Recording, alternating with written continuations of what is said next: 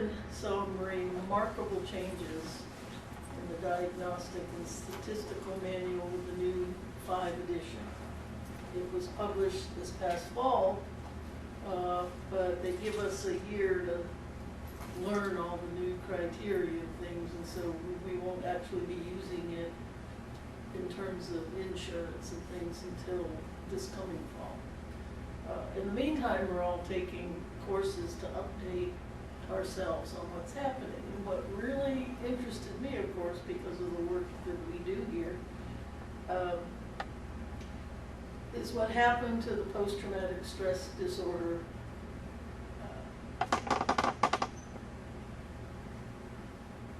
criteria. Okay. The first thing that's really important to note is finally they created a category just for trauma and stressor-related disorders. They took PTSD and acute traumatic stress out of the anxiety disorder category to recognize the fact that PTSD trauma is a cause of something outside of you that happens to you, as opposed to something that's intrinsic within you, like depression or schizophrenia or some other personality disorder. So the fact that they took it out of that anxiety disorder category and made a category just for trauma-related disorders, which includes not just PTSD, but acute traumatic stress. One thing that they didn't do was take the word disorder out of it. Okay? I would much have it trauma and stress-related injuries or something to that fashion. It spoke more, I mean, when you have a broken leg, you don't call it broken leg disorder, okay? It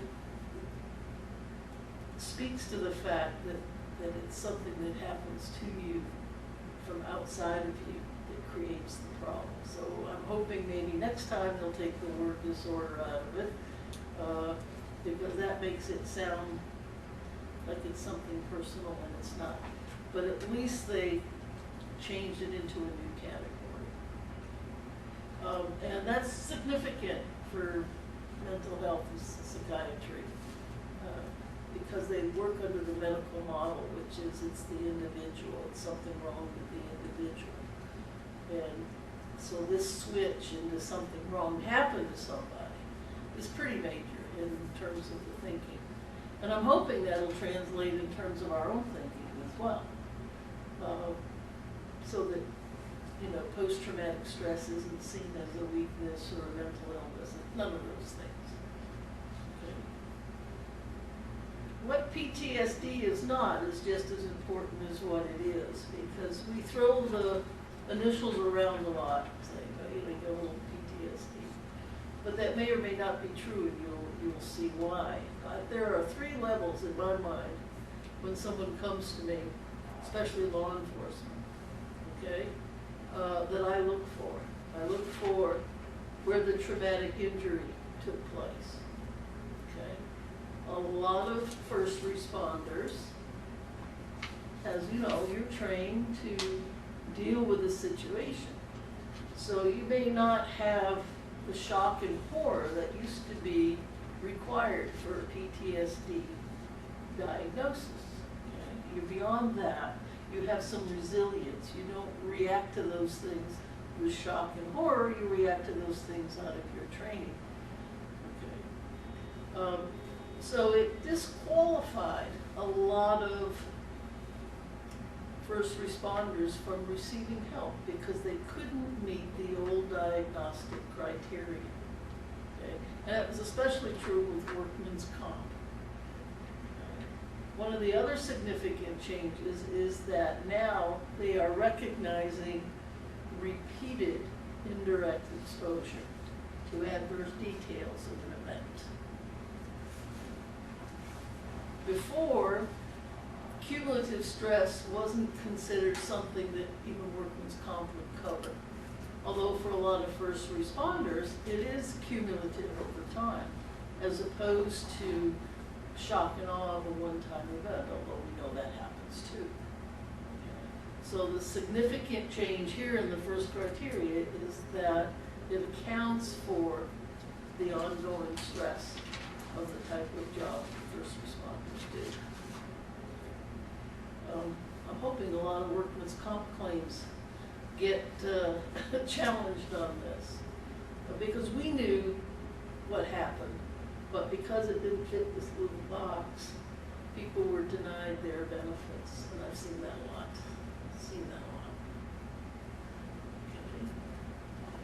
The other thing that's changed is that they dropped the criteria of having to react to the situation with fear, horror, and helplessness. Again, that's not a first responder's reaction. But they found that that really had no telling effect on what happened with the trauma-related incident. It was really an insignificant criteria, so they took it away, which is good, okay? You know, first responder, look at that, well, I wasn't, you know, I wasn't horrified, I wasn't helpless, I had to do my job, right? Okay, so they wipe that away. That opens the door, okay? The stressor now needs to be exposed to an actual or threatened death, serious injury, and sexual violence. That's new, that they put the sexual violence in there. Okay. Because of the data that comes out of child abuse, rape crisis, and all of that, significant PTSD. It can be experienced indirectly, say a close relative or friend. The death must be accidental or violent. Okay. They don't consider somebody dying in the hospital with cancer as violent or horrible or horrific in any way, shape, or form. Natural death isn't included in this, or we'd all be in trouble. Right? Yeah. Yeah. Okay. Another interesting thing that they put in there is that this does not apply to media exposure. Remember 9/11, how they kept replaying the damn planes flying through the Twin Towers and all of that? People were making claims that that traumatized them. Well, they don't count that, okay, unless, and here's where it applies to first responders, unless it's work related. So you could have been involved in an incident of an officer-involved shooting, and they keep replaying it, or there's media attention, you know, the family's angry, you know, it's all blown up all over the media. If it's related to your work, then that can be considered a criteria that's being met. That's new as well. So, with that in mind, I want us to define what the problem is. Why are we so interested in traumatic stress? And I'm going to play a video that is a trailer for an upcoming documentary film from Code 9 Officer Needs Assistance. Okay, and this is the trailer of that film, and it's quite powerful in itself. Why do we need a CISM team? Why should we be concerned with PTSD? So, just hit play again. Thoughts, reactions? What did you think when you were watching that? It's all true? Very well done. That's just the trailer. Mm-hmm. It'll be interesting to see, or can you watch the whole? It's not out yet. They're still gathering financial support to finish it. But when it's out, you'll know about it. A couple of things that really struck me the first time I watched this was the fellow from New York who said that, you know, stress doesn't kill you, but trauma does.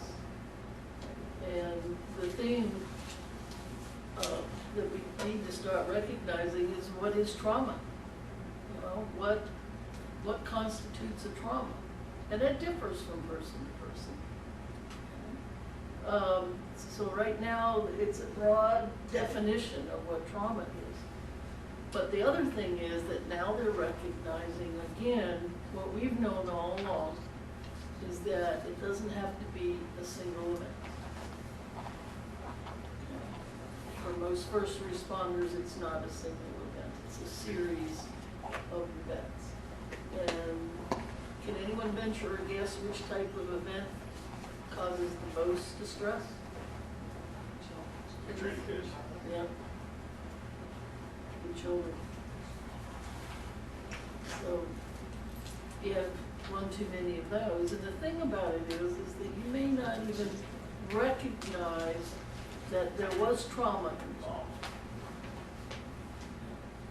And you kind of blow it off, you know? So getting the message out there, which is part of what we're trying to do as the CISM team here, is to get the message out of what constitutes a trauma for law enforcement officers.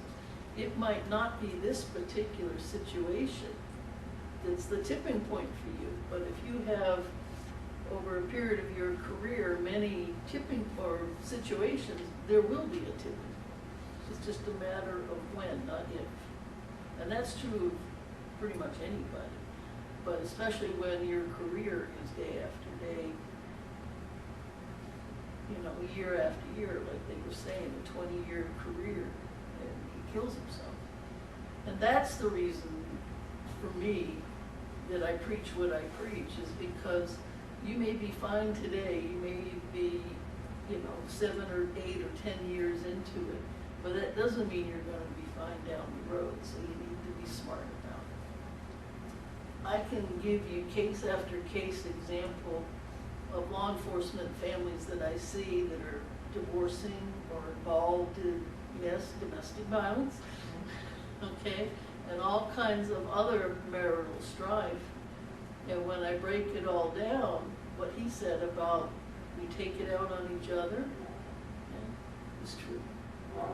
You take it out on your family.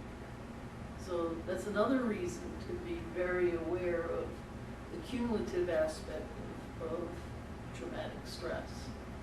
So I'm very happy that they're finally recognizing that. Another change which is significant is the symptom cluster that they call intrusion.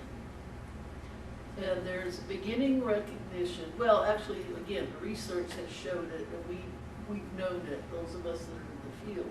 But they added a new criteria, and that is the physiological reactivity after exposure to a trauma-related stimulus. They are putting in here that it's a biological injury, and that can have biological symptoms. That's not really been recognized before. It was based on anxiety and depression. So now they're adding the physiological. And all the research is showing that trauma happens at the cellular level. Okay? We might not recognize it cognitively, but our body counts it. Right? And so you may be fine today, 2 years down the line, you might start having anxiety attacks. That's usually how it first shows up.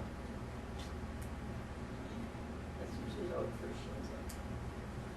So they're finally recognizing that it's a physical injury as well that has physiological ramifications. You know, we say, do you have headaches? Do you have digestive upsets? Oh, it's because I ate a jalapeno pizza last night or something. Well, maybe, maybe not. How often do you have digestive upsets? Do you eat jalapeno pizzas every day?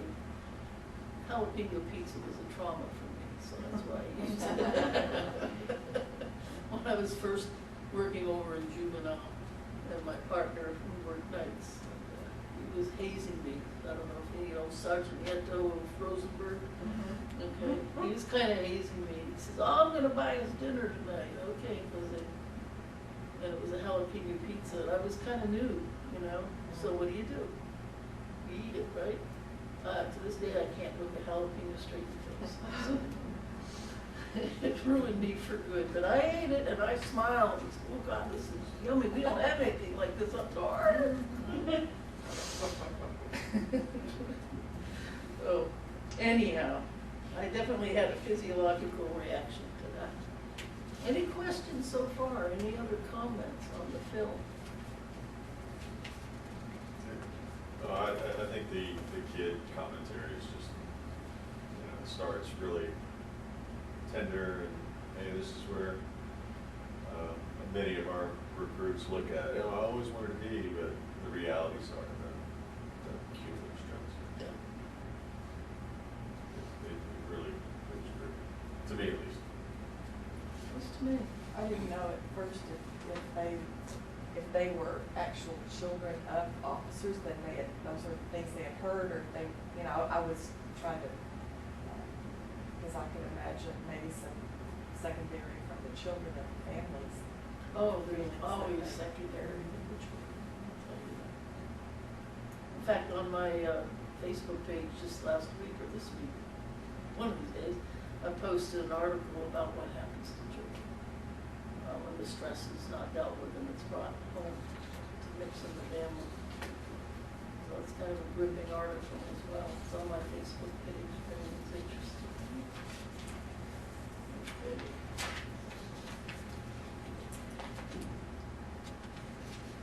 Some other new things that have been added. Okay. I'm only going over the new things here. On your sheets, you've got plenty of explanation of what's there, but that's a whole day course. So we're just going over the new things. D, negative alterations in cognitions and mood. Okay, cognitions meaning your thought process, of course. Mood being your emotional state. They added persistent, distorted blame of self or others. When you hear of something horrible, what is one of the first reactions that you see? What are the people's first reactions? Well, if they were involved in the incident, I think where you're going is that they could have done something to prevent it or alter the outcome. Yeah. Had they acted differently, or had they been there sooner, or what did I do wrong? Yep. Mm-hmm.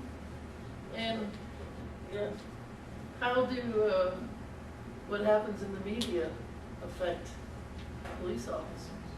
It's routine. It's routine. But it's actually creating, if it creates just a little seed of self-doubt, we've got trouble. And that's one of the things we try to do in our CISM debriefings, is try to root that out before it takes hold. You did all you could do. You did the right thing. You followed protocol. We're heavy on trying to root out some of these things that could cause problems later on, if not immediately. Okay. Persistent negative trauma-related emotions. Okay. One of the things I talked about when I was doing the Deepwater Horizon incident was it was quite an education for me that the guys that survived came back very angry.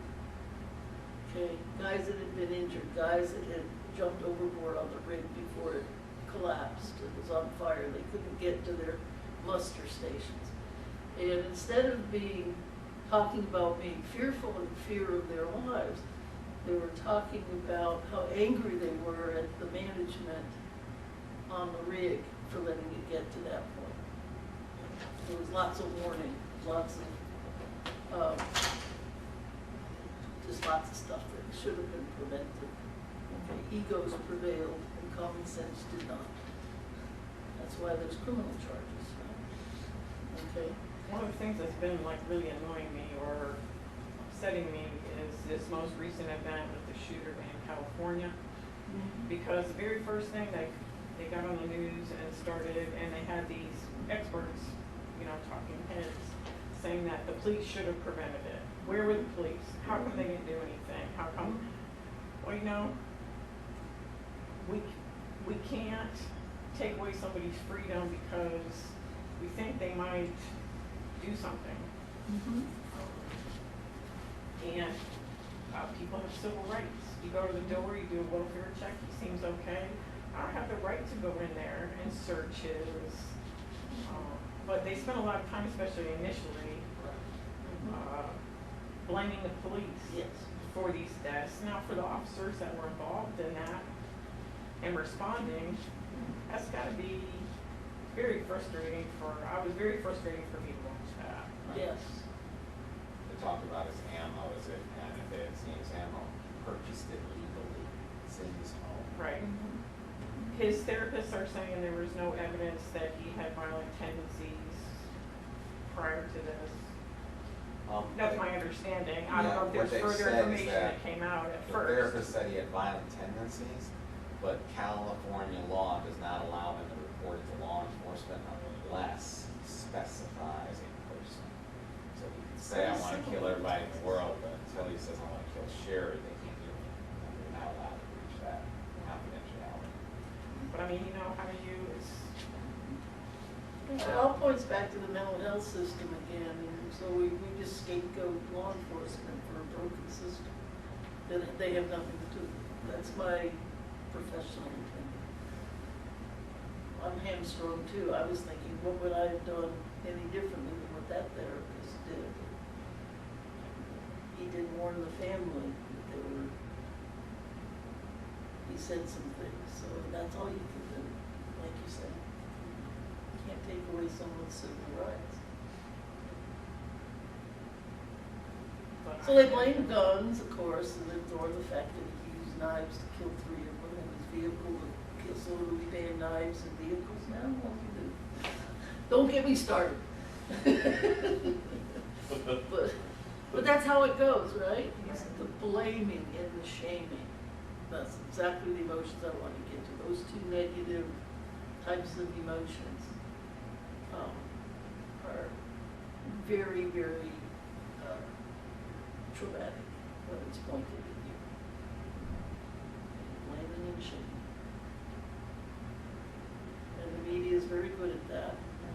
And the families of the deceased are very good at that. You can see that in the California situation, where they're blaming, you know, everything but, you know, looking at the fact that the shooter was mentally unstable, basically. Okay. So it's important to recognize those 2 things, the blaming and shaming, as being something you have to try to minimize or root out. The other new thing is that they're recognizing under trauma-related alterations and arousal.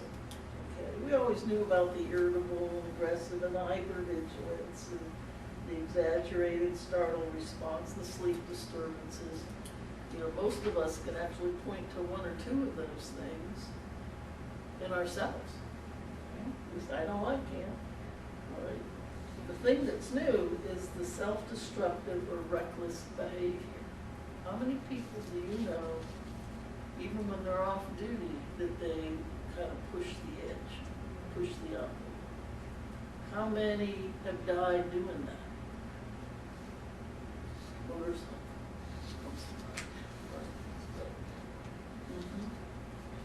A few years back, ATVs seemed harmless enough, right?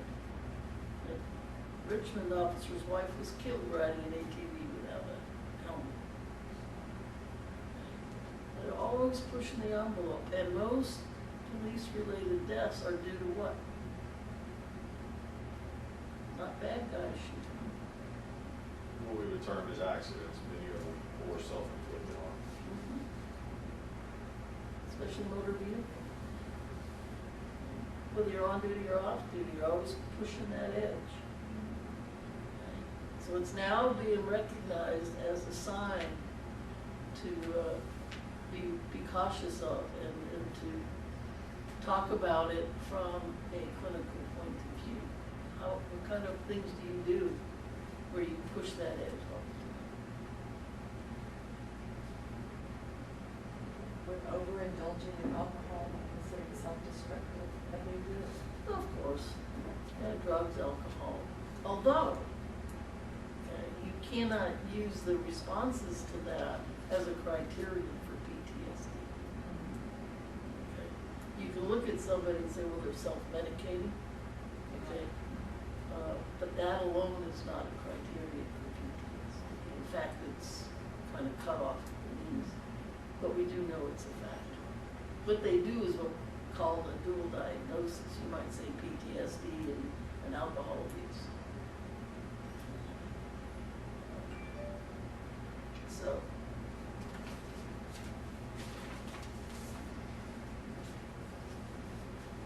the other thing that's new is the H, not due to meds, substances, or illness, on the third page.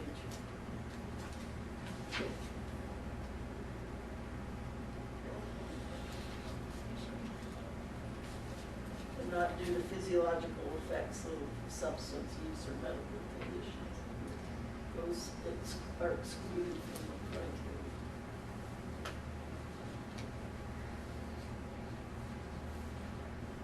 The dissociative symptoms is an interesting one. You ever had an out-of-body experience? It feels like maybe you're watching yourself, you're here, you're watching yourself act. It's like you're observing yourself, you're outside of, you're not connected.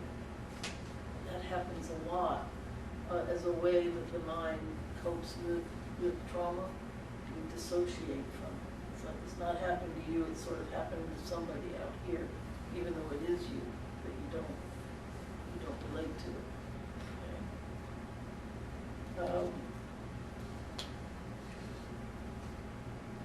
The thing about how do you know when it's time to diagnose PTSD? Okay. Initially, if you have the traumatic injury or traumatic impact, that's not a diagnosis for PTSD. You may have some early onset symptoms, which I'm not going into acute traumatic stress, but it's a milder form, but it's acute, related to the time of the incident. The thing that's different about PTSD is that you have to meet this criteria for at least a month. Okay? You have to have all these criteria lined out for at least a month. And there's a type called delayed onset, meaning it may show up 6 months or later. Well, this couldn't be from that. That trauma happened 14 years ago. It doesn't matter. The brain does not have a clock or a calendar. What happens is stored, period. And it gets reactivated whenever. Okay? I was at the rodeo one time here with a psychiatrist, 2 psychiatrist friends of mine. He was from South Africa. He had fought in the Israeli 7-day war. And I wasn't even thinking about that. I just knew that about his history because he specializes in PTSD. We were sitting up at the rodeo, and you know how they have those clowns at the beginning, and they have those cars that backfire? Well, he jumped out of his freaking skin when that car backfired. Because it sounded to him like what? A fire or some kind of. Yeah. Oh, no, it could have been the clown thing. It could have been the clown thing, yeah. Some people get traumatized by clowns. Yeah. Pennywise is a good example, right? Yeah. So you just, how do you know? You know? Even the war was ancient history. But he had his whole nervous system responded as if he was still in it. It wasn't a very good night. that's how things like that can happen. What do you mean this is related to something that happened 10 or 12 years ago? Again, the mind is not on the clock. So delayed onset is important. And again, it's educating people so that we don't end up with a code 9 in terms of the suicide. It doesn't have to go there. So part of what we're doing as a CISM team is that education, is teaching people what to look for. You know, all the handouts that we do and possible symptoms. That's new information for a lot of people, and I hear a lot, well, I really didn't think much about it at the time, but now I'm clicking off 8 or 10 minutes, the more I think about it. So, any questions, concerns? There's another handout, there's 2 handouts. One was the outline of the changes, and the other is a little bit more of a explanation for your bedtime reading. It goes in all the details of the references of the Yes. first document. Yes. So, any questions? Is that helpful at all? Does it help to understand some things?